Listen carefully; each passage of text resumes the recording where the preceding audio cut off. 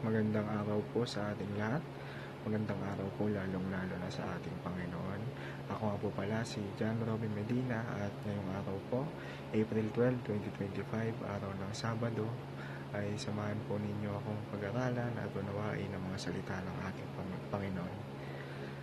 Ang pamagat po ng ating devotion ngayong araw ay ano ang exegesis? At ang ibig sabihin po ng exegesis ay the process of carefully interpreting a passage of scripture to understand its original meaning.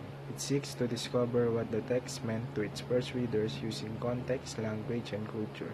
This is different from eisegesis, which reads one's own ideas into the text.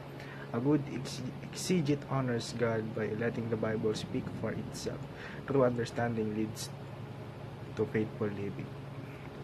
Yun nga po, yung exegesis, yung baga, nagbibigay tayo ng pagpapakahulugan na nakabase sa Biblia, kung paano ito ginamit sa Biblia. At ang paksa po natin ngayong araw ay magmumula sa 2 Timothy chapter 2 verse 15. Sinasabi po dito, do your best to present yourself to God as one approved, a worker who does not need to be ashamed and who correctly handles the word of truth. O sa Tagalog naman po, sikapin mong maging malugod-lugod sa paningin ng Diyos, isang manggagawang walang dapat ikaiya at tama ang paggamit sa salita ng katotohanan.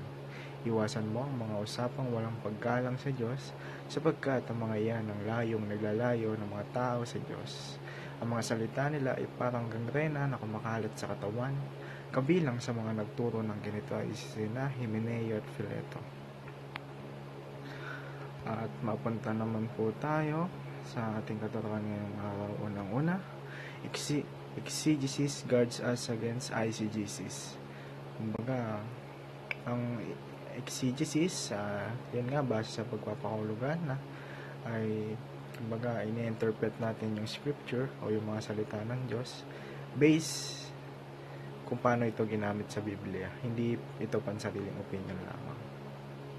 Sa ikalawa, exegesis guides us to what the Bible teaches.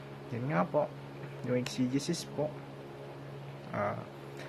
gina-guide tayo nito or ito yung nagsisilbing guide natin kung ano nga ba yung tinuturo ng Biblia, kung ano nga ba yung pinapakahulugan nito base sa Biblia.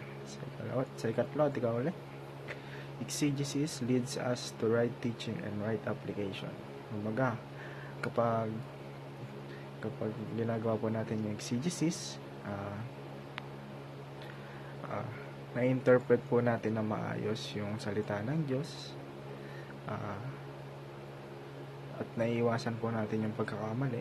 Kasi kapag sa atin lang po, in-interpret natin yan in our own thoughts, emotions, maaring hindi ito yung pinatutungkulan sa Biblia, at maaring mali pa ang ating may apply sa ating buhay at maituro sa ating kapwa. At sa applications naman po ngayong araw, unang-una, study the word prayerfully. Sa ikalawa, seek to understand scripture exegetically. At ikaw ulit, submit your opinions to God's truth. At yun lamang po, samahan nyo. At pang tapusin po ang ating devotion ngayong araw ay samahan nyo po ako sa isang maikling panalangin.